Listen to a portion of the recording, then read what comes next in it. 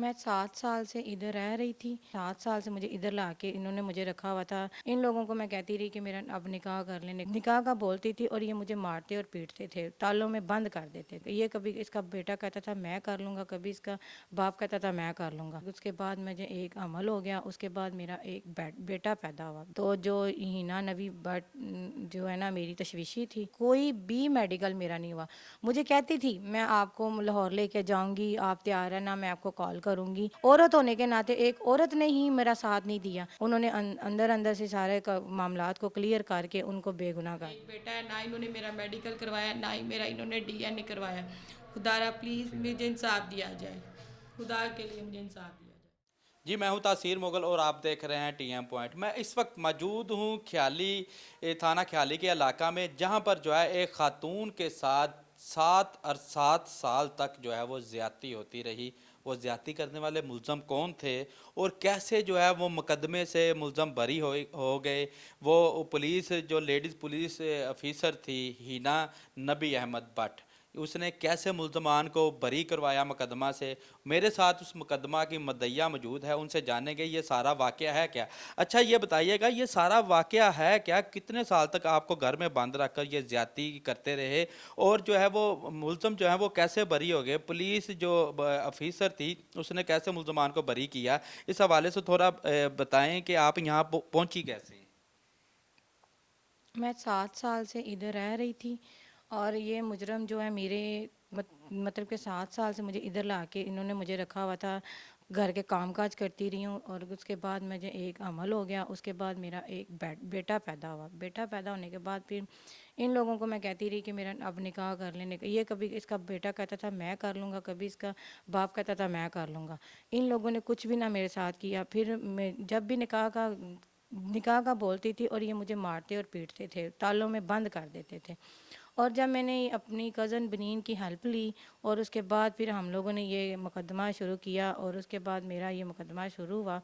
तो जो हिना नवी बट जो है ना मेरी तशवीशी थी, मुझे तो बड़ी उम्मीद थी उनके ऊपर और उन्होंने मुझे कोई सपोर्ट नहीं की इस वाले से। वो उन्होंने मुझे नहीं पता चलने दिया। उन्होंने अंदर अंदर से सारे मामलात को क्लियर करके उनको बेगुनाह कर दिया गया। अच्छा मुझे अच्छा, मेरी बात सुने। आपने कहा कि लेडीज़ वो सब इंस्पेक्टर थी ही ना, उसने आपकी वो तफ्तीशी थी, उन्होंने जब आपने 376 यानी कि ज्यादती का मुकदमा दर्ज करवाया उसमें आपका मेडिकल करवाया, कोई डीएनए करवाया उसने। नहीं, उन्होंने मुझे कोई भी मेडिकल मेरा नहीं हुआ।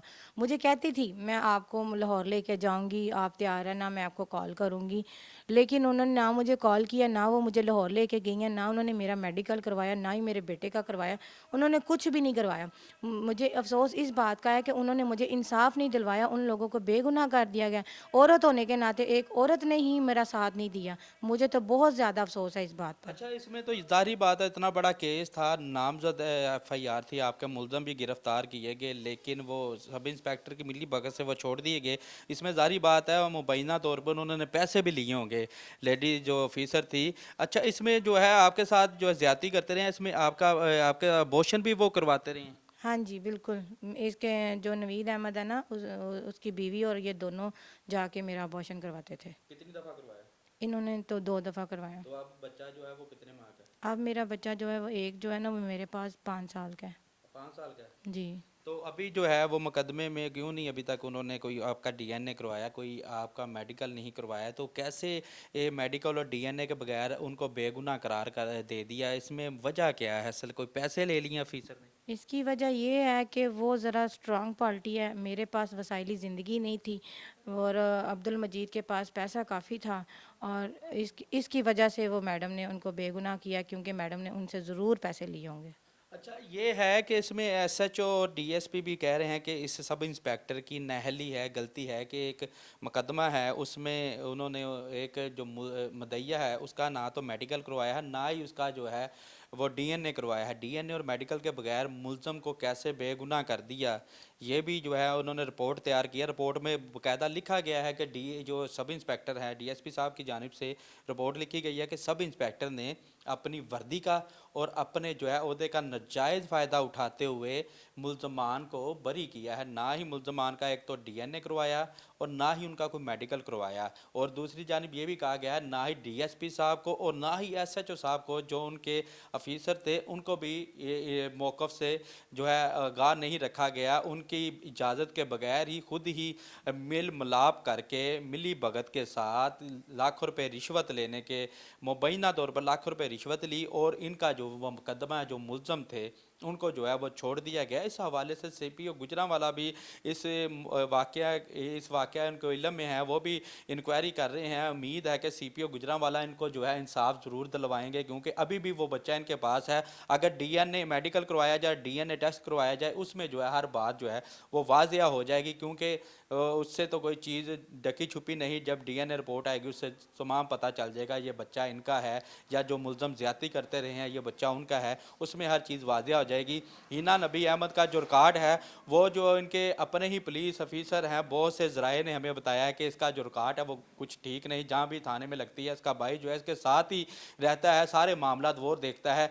लेकिन चंद रोज़ पहले भी एक जगह जिस्म फरोशी के अड्डे पर छापा पड़ा, वहाँ पर भी जो है इसका ही नाम आया, क्योंकि इसका सामान जो है उसके घर में पड़ा है। सारा तमाम जिस्म फरोशी के अड्डे की वो जो जी मंगोलिया के अंदर जिस्म फरोशी का अड्डा, उसमें जो है जो मुलज़म था वहाँ से फ़रार हुआ। उसका कहना था कि जिसकी पुश्तपनाही जो है हिना नबी अहमद भट्ट कर रही हैं, उनका सामान जो है हमारे घर रखा है, इस वजह तो वो हमारी पुश्तपनाही भी कर रही हैं। उसके कहने पर वो सामान वहाँ पर रखा गया, लेकिन मुलज़म जो है वो मौका से फ़रार हो गया। अहले मोहल्ला ने वहाँ पर जो है वो ताले लगा कर उसका सामान भी अंदर रखा हुआ है। लेकिन इस खातून को इंसाफ कौन दिलवाएगा?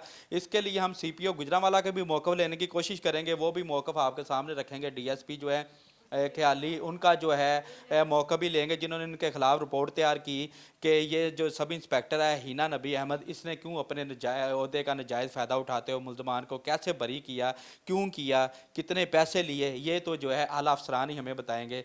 बाकायदा जो है अब देखना होगा क्या जो है वो पुलिस अफसरान इस खातून को इंसाफ दे पाएंगे। जी।